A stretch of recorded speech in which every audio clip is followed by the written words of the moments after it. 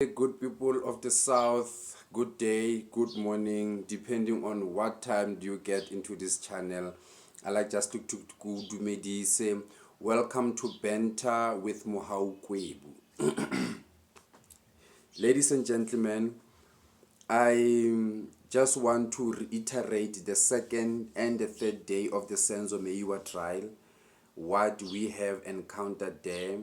Currently on stand right now, it's Mtogosi Zitwala, a former good friend of our late hero Senzo Meyiwa. On my first video, I think I was very critical of the friendships that led to the death of Senzo, which I still stand by each and every word that I said there.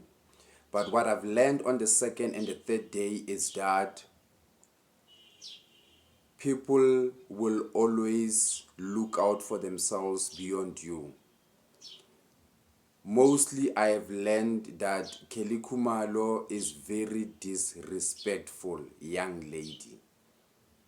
Imagine telling your in-laws after their child has died to say that if they want their stuff, their child's stuff, the father of the house needs to come and get those things from you. And this goes into us as gents, or the type of partners we choose, Bafetu.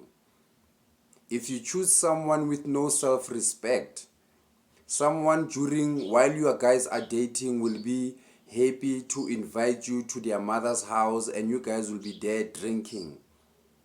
There is no sense of respect when that particular person will not respect your memory when you die.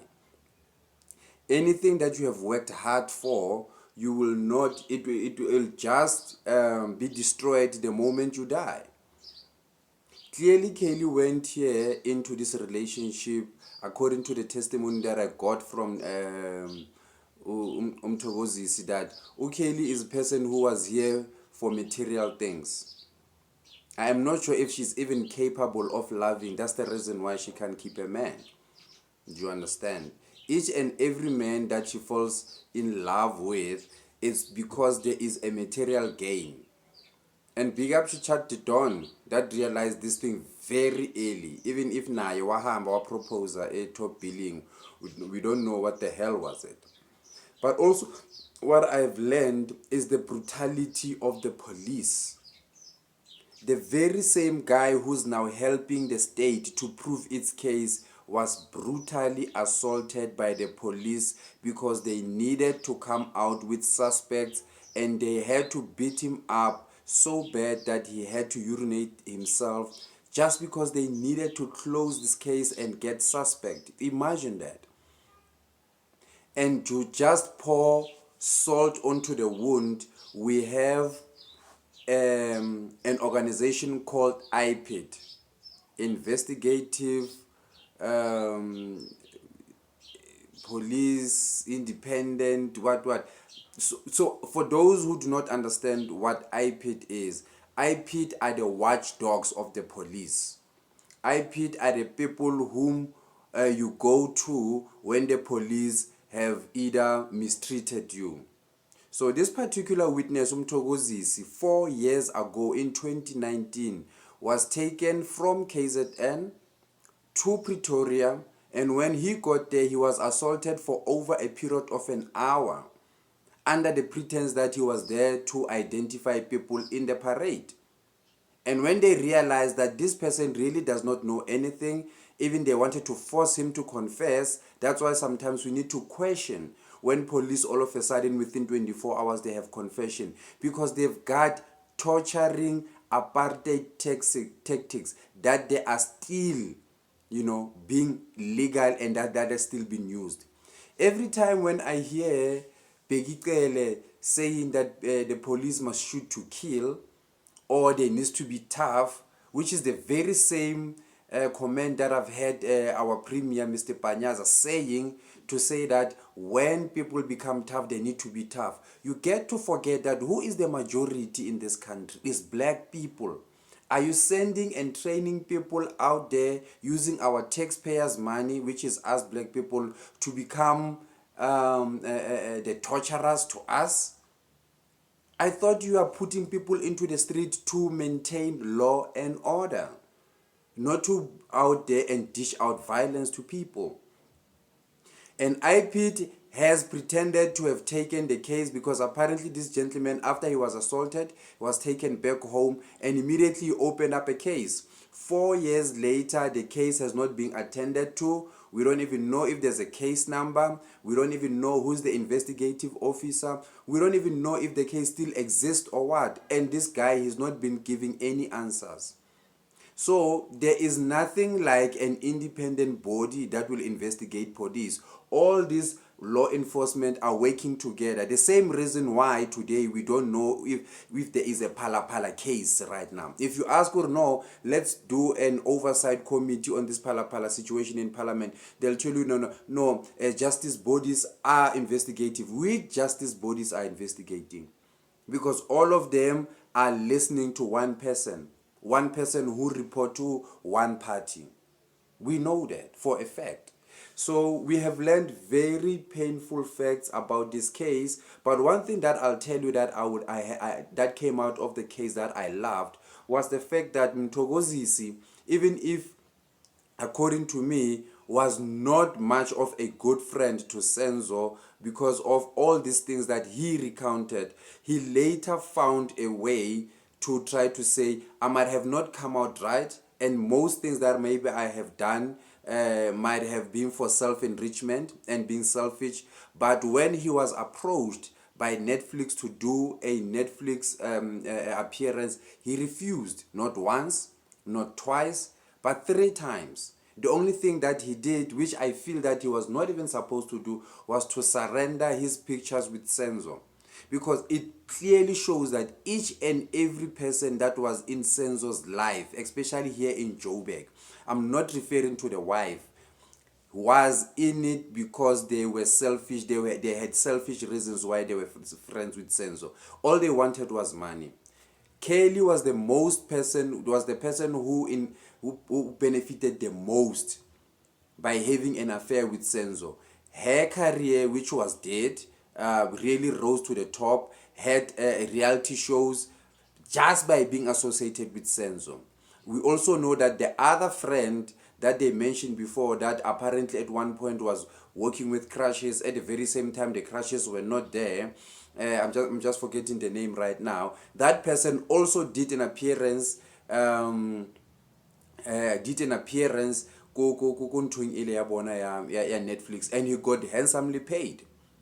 Everybody, and even the gentleman who went and wrote the book, apparently that gentleman gave Mthokozisi a chance to read and proofread the book, and Mthokozisi returned the book and said, these are certain places where I need you to correct. The dates are wrong, certain incidences were wrong. And that gentleman, because of the hype and because he was in it for the money himself, his name, I don't know, is Soweto what. Who published a book that was relating to Senzo, also published that book with some wrong details. It is sad. Everybody was friends with this person because they could benefit something from him, not because they truly loved him. Friends that found themselves running away, leaving the person who was more vulnerable behind. And then you get to listen everywhere where these people were. Senzo was footing the bill. Senzo was footing the bill for Kelly. Senzo was footing the bill for the friends. Senzo was footing the bill for everybody. And yet he was the person who got shot. And he was not even the person. I really do not understand this. But what really, really surprised me was when Thokozisi said the intruders walked in and one of them was having a gun, and the most instinctive thing that the mother of Kelly did was to attack this gentleman using his crutches. I am not sure if you have been held at gunpoint. Everybody usually complies with what the gunman says. But here we have Umamaka Kelly, who stood from wherever she was and took the crutches and go to assault the very same gentleman who had a gun. All of a sudden, this gentleman was assaulted or manhandled by Ulongwe. Ulongwe is a character that appears and disappears anyway. There's nobody who has a story Salong. It just appears and disappears. How many people went to the hospital? No, there were this number of people. Longwe was not in the car. All of a sudden, Longwe is there. How many people were sitting there? No, there was this type of people who were sitting there. Then Longwe was there. No, Longwe, we don't get to understand. Some people would run out, running away from the intruder with a gun, and later come without even having any weapons to counter the gun. So it is clear that the story, and another thing is that this Mtokozuzi said, after a while, after coming from the hospital, from the time when they have taken Senzo to hospital and later died, went back to Kelly's mother's house, and when he got there, he found that police and other relatives were full, just packed the house. It's a basic common rule that everybody knows from watching all these investigative shows. If there is a place where a crime has been committed, that place you cannot be in it sitting down, moving things up and down. And why in this particular case that number one basic rule was flouted? Why? So the case still continues today. I am shooting this episode under stage 6 load shedding. I'm hoping anytime, because when I got home from at 12 o'clock at night, there was still no power. Right now it's 8 o'clock in the morning, there's still no power. So I'm hoping that, let me shoot this episode in peace. And then when power comes up, I'll put it up. And then now today, I think this is the 3rd day of the trial. So we're looking forward. Right now the cross-examination starts. Yesterday, I could not feel the bite of the first advocate that was doing, that guy with the beard. He looks very dangerous, but when he started talking, you could tell that is up. This one, I'm not sure. He spent the entire remaining 1 hour just stating facts that were already there. I know sometimes you lay the basis. That's what the law says. You lay the basis. But I could not find. He kept on trying to corner this gentleman, but later, realizing that no, that corner was not tight enough, and then leave certain points and move to another point.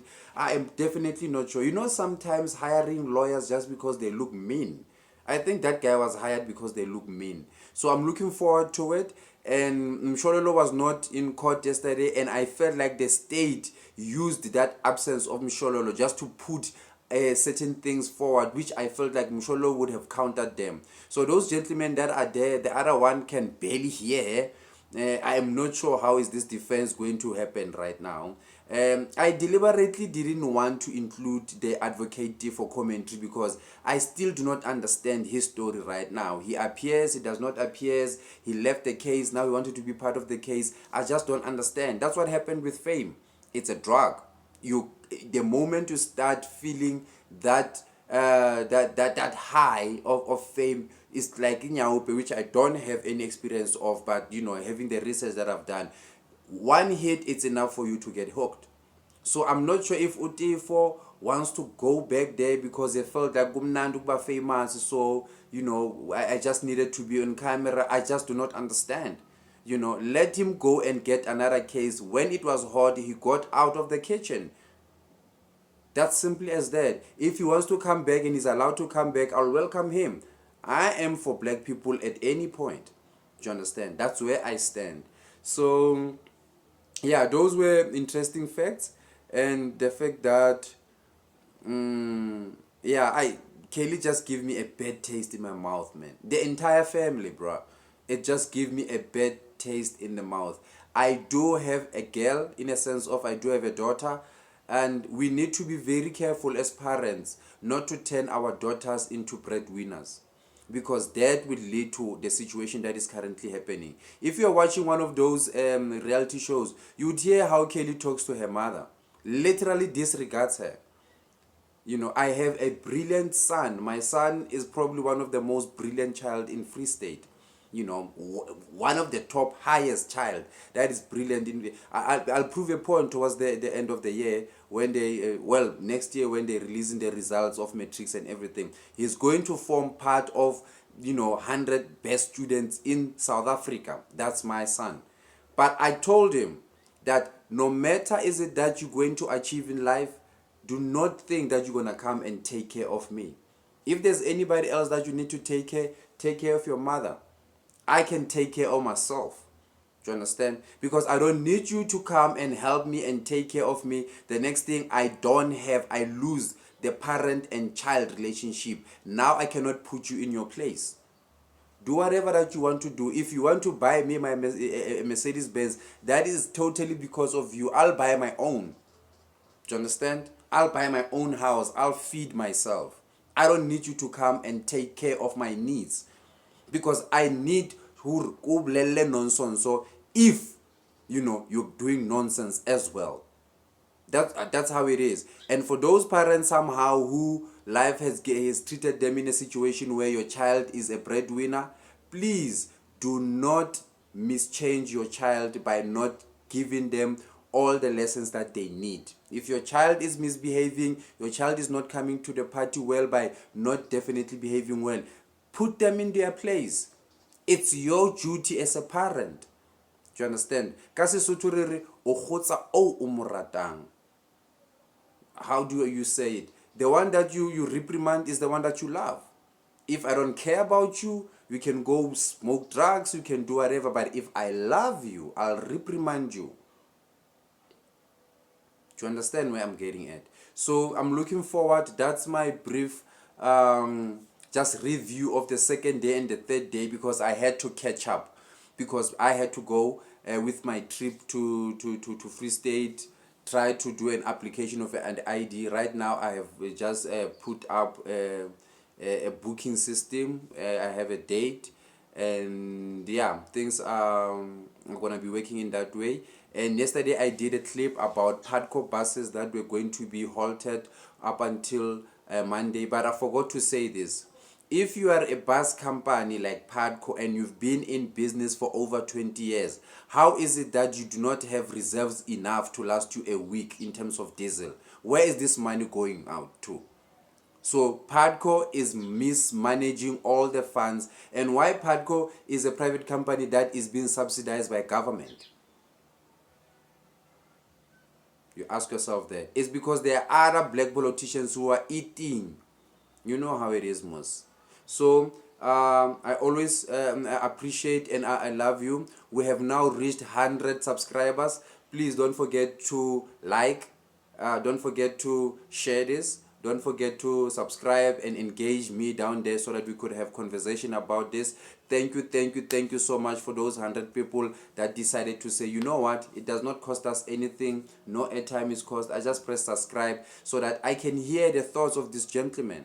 And like I said before, I'm only doing these videos so that my kids, when they grow older, they could understand where I stood with certain facts of life and certain events that happened while they were young.